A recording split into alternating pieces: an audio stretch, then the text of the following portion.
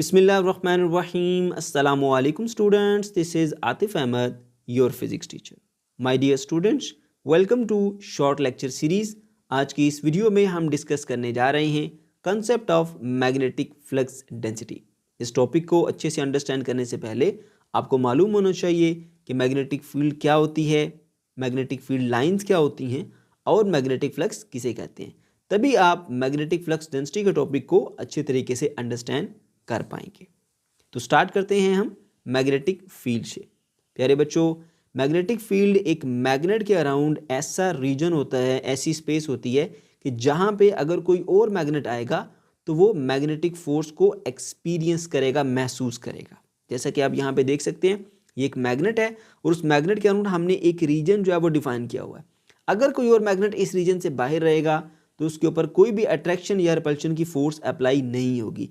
लेकिन अगर कोई मैग्नेट इस रीजन के अंदर दाखिल हो जाएगा तो उसके ऊपर एक मैग्नेटिक फोर्स अप्लाई होगी। इस रीजन को हम बोलते हैं magnetic field.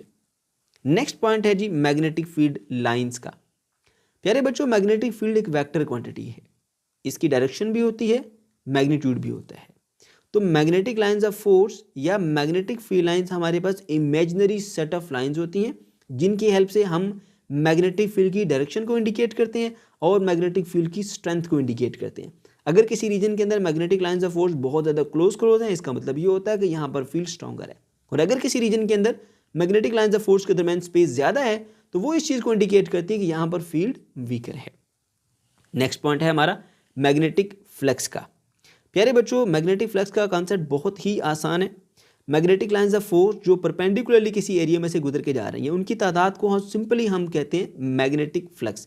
Number of magnetic lines of force passing through some area held perpendicular.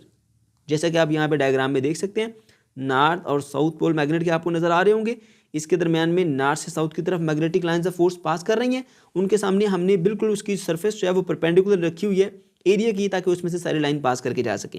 तो इस एरिया में से गुजरने वाली जो मैग्नेटिक लाइंस ऑफ फोर्स है उसकी तादाद को हम सिंपली मैग्नेटिक फ्लक्स कहते हैं। इसका जो यूनिट होता है वो होता है वेबर। इसको हम फाई से डिनोट करते हैं और इसका फार्मूला होता है phi is equal to B dot A. यहाँ पर बी सिंपल वे में बताऊँ तो मैग्नेटिक फील्ड को इंडिकेट कर रही है और जो ए है वो वेक्टर एरिया है। वेक्टर एरिया क्या होता है, जैसा कि आप यहाँ नीचे वाले डायग्राम में देख सकते हैं, येलो कलर की छोटी डायग्राम, इसमें जो भी सरफेस है सरफेस से परपेंडिकुलरली आउटवर्ड आता हुआ जो वेक्टर है उसको हम वेक्टर एरिया कहते हैं। ठीक है, ए और उसके ऊपर मैंने एरो बनाया हुआ है। ठीक है, अच्छा, अब यहाँ पर जो वेक्टर एरिया है और जो मैग्नेटिक फील्ड है उनके दरमियान में जो एंगल बन रहा है वो 0 डिग्री है, क्योंकि दोनों क्या हैं, पैरेलल हैं। तो इसके फॉर्मूले को जब आप ओपन करेंगे phi is equal to B dot A वाला, तो ये बन जाएगा phi is equal to B A cos of theta. अब थीटा यहाँ पर 0 डिग्री है, कॉज की वैल्यू 0 पर होती है 1, तो सिंपली आपका फॉर्मूला बन जाएगा phi is equal to B A. उसके बाद हम आते हैं अपने मेन पॉइंट के ऊपर जो कि है मैग्नेटिक फ्लक्स डेंसिटी। प्यारे बच्चों, मैग्नेटिक फ्लक्स डेंसिटी कहते हैं magnetic flux per unit area, एक यूनिट एरिया में से गुजरने वाले मैग्नेटिक फ्लक्स को। Magnetic flux per unit area is called magnetic flux density. इसको हम एक और नाम भी देते हैं, it is the measure of intensity of the magnetic field. Magnetic field की इंटेंसिटी, उसकी शिद्दत, उसको भी ये जाहिर करता है। ठीक है, अब हम आ जाते हैं इसके मैथमेटिकल एक्सप्रेशन के ऊपर। जो अभी आपने पिछली स्लाइड में देखा था phi is equal to B dot A magnetic flux का फॉर्मूला, उसी के हेल्प से हम इसकी वैल्यू भी निकालेंगे। तो वही आप लिखेंगे magnetic flux is equal to phi और phi is equal to B into ए।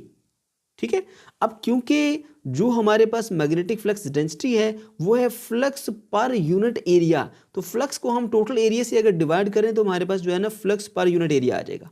तो हम क्या करेंगे, इसी फॉर्मूले में जो एरिया है उसको फ्लक्स के नीचे यानी फाई के नीचे डिवाइड कर देंगे, तो हमें मिलेगा B is equal to phi divided by A. तो ये आ गया हमारे पास फ्लक्स पर यूनिट एरिया। ठीक है, और B is equal to flux per unit area, B यहाँ पर हमारे पास मैग्नेटिक फ्लक्स डेंसिटी को इंडिकेट कर रहा है जो कि बराबर है magnetic flux divided by area के। ये था इसका बेसिक कंसेप्ट। अब आपकी बुक में एक और तरीके से मैग्नेटिक फ्लक्स डेंसिटी को कैलकुलेट किया है। किस तरीके से, जिसमें हमने एक करंट कैरिंग कंडक्टर को मैग्नेटिक फील्ड में रखा है, उसके ऊपर एक फोर्स अप्लाई होती है, उसके फॉर्मूले से हमने जो मैग्नेटिक फील्ड है या मैग्नेटिक फ्लक्स डेंसिटी है उसका फॉर्मूला बनाना है। तो कोई बात नहीं, हमने वो टॉपिक इससे प्रीवियस लेक्चर में बड़ी डिटेल से किया था, हम फिर से देख लेते हैं उसको। हमारे पास एक कंडक्टर है, ठीक है, जिसकी लेंथ L है, उसमें से करंट जो है वो I पास कर रहा है, उसको हमने मैग्नेटिक फील्ड के अंदर रखा। तो इस करंट कैरिंग कंडक्टर की मैग्नेटिक फील्ड और जो एक्सटर्नल मैग्नेटिक फील्ड है बार मैग्नेट्स की, वो आपस में इंटरेक्ट करती हैं और कंडक्टर के ऊपर एक फोर्स अप्लाई होती है F। और उसके लिए हमने मैथमेटिकल रिलेशन लास्ट लेक्चर में ड्राइव किया था, वो था F = ILB sin of theta. अब हमने यहाँ पर जो कंडक्टर है यानी वायर है या रॉड है, उसको हमने मैग्नेटिक फील्ड के साथ परपेंडिकुलरली रखा है, तो यहाँ पर थीटा हो जाएगा 90, साइन 90 पे होता है 1, तो आपके पास बन जाएगा F = ILB। यहाँ से आपने सिंपली B की वैल्यू निकालनी है, B = हो जाएगा F / I × L। ये आ गया हमारे पास फार्मूला, जिसे हम कहते हैं जी मैग्नेटिक फ्लक्स डेंसिटी।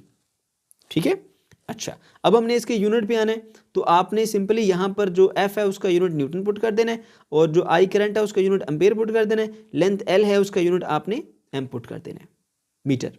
तो आपके पास बन जाएगा न्यूटन पर मीटर पर एम्पेयर, और इसका जो सिस्टम इंटरनेशनल यूनिट होता है वो होता है हमारे पास टेस्ला।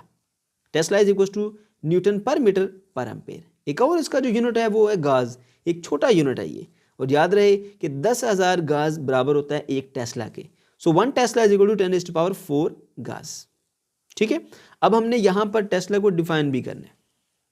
तो टेस्ला को डिफाइन करना कोई मुश्किल काम नहीं है, बड़ी आसानी से आप डिफाइन कर सकते हैं, जो आपने लास्ट फार्मूला ड्राइव किया, B = F / I/L। ठीक है ना, F / IL कह सकते हैं आप। वहाँ पर आप F की वैल्यू 1 पुट करो, 1 न्यूटन, I की वैल्यू 1 एम्पेयर पुट करो, और L की वैल्यू जो है वो 1 मीटर पुट करो, तो आपकी डेफिनेशन यहीं से बन जाएगी। If 1 metre long conductor carrying a current of 1 ampere placed to the magnetic field experiences a force of 1 newton, then the magnetic induction और magnetic flux density will be 1 tesla. ठीक है, फिर से सुनिए, अगर आप 1 मीटर लंबे कंडक्टर जिसमें से 1 एम्पेयर का करंट पास कर रहा है, उसको आप मैग्नेटिक फील्ड के अंदर रखते हैं और उसके ऊपर 1 न्यूटन की फोर्स अप्लाई होती है, तो यहाँ पर जो मैग्नेटिक इंडक्शन है वो हमारे पास कितनी होगी, 1 टेस्ला।